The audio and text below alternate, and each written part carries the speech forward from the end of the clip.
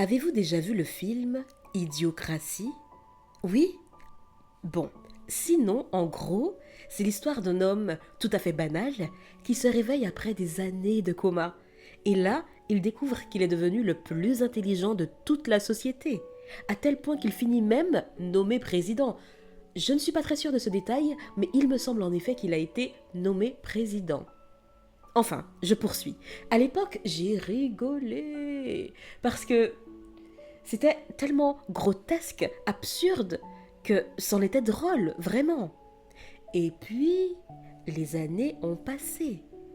Il y a une scène qui m'est restée en tête. Vous voyez ce jeu pour enfants qui consiste à mettre le rond dans le rond, le carré dans le carré, l'étoile dans l'étoile. Bon, vous avez saisi. Et dans le film, le personnage réussit à mettre le rond dans le bon trou. Et là, toute la foule l'acclame comme s'il venait de réaliser un exploit hors norme, une prouesse intellectuelle. Bon, c'était drôle, hein, j'avoue que c'était drôle. Aujourd'hui, quand je regarde autour de moi, je ris un peu moins. Quand je vois à quel point il est devenu difficile de lutter contre les algorithmes des réseaux sociaux, alors oui, j'ai dit que j'aurais arrêté de parler des réseaux sociaux, j'y travaille, voilà. Mais quand je vois leur impact sur les adultes qui m'entourent, quand je vois comment moi-même je dois lutter pour ne pas être happée, même sur YouTube, hein, quand je vois l'impact sur les jeunes que j'accompagne, quand je constate la perte d'attention, la difficulté à soutenir une pensée un peu complexe, un raisonnement nuancé, une discussion qui ne se résume pas à un slogan, je finis par me dire que ce film n'était peut-être pas qu'une caricature et que, lentement mais sûrement, oh, il se rapproche pas mal de notre réalité, hein, qu'en dites-vous? Et je crois que ça ne date pas d'hier, que ça n'a pas commencé hier. À mon humble avis, je pense que ça a commencé très tôt, déjà à l'école, dans les dessins animés. Rappelez-vous, le bad boy cool, rebelle, insolent, populaire. Et à côté, l'intello, le premier de la classe, le passionné, souvent moqué, ringardisé, considéré comme ennuyeux. Comme s'il y avait quelque chose de honteux à aimer apprendre, comprendre, à aimer réfléchir. Et ce conditionnement-là, on l'a intégré très jeune. Encore aujourd'hui, observez bien ce qui se passe. Manifester un intérêt sincère pour un sujet un peu hors norme. Parler de livres, de philosophie, de psychologie, de débats d'idées.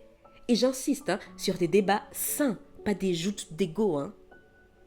Regardez les réactions, les silences, les regards en coin, les sourcils qui se froncent, comme si vous veniez de parler une langue étrangère. Ou alors vous aurez des si tu te crois plus intelligent que nous, tu te prends pour qui?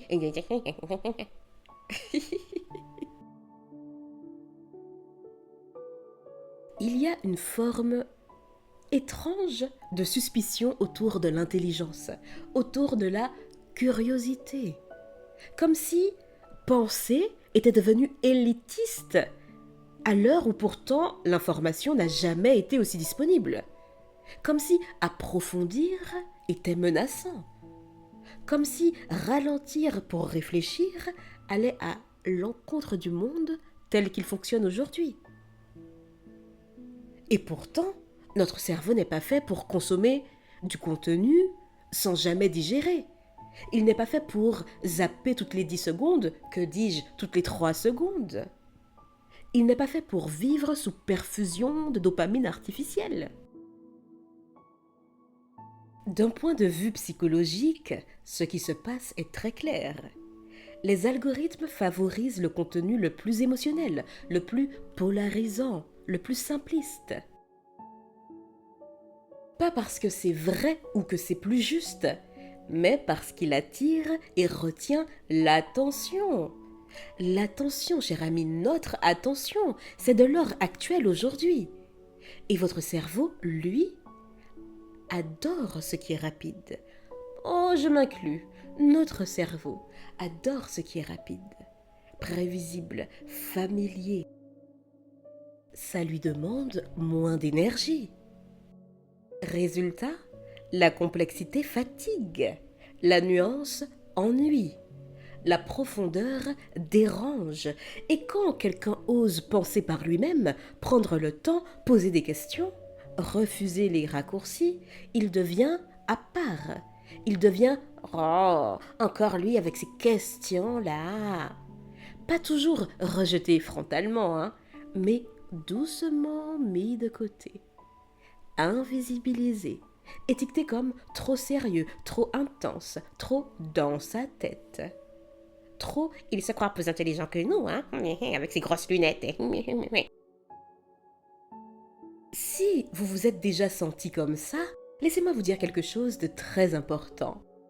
Le problème ne vient pas de vous, cher ami. Votre inconfort est un signal de santé mentale. Dans une société qui glorifie la distraction permanente, la capacité à se concentrer est une forme de résistance.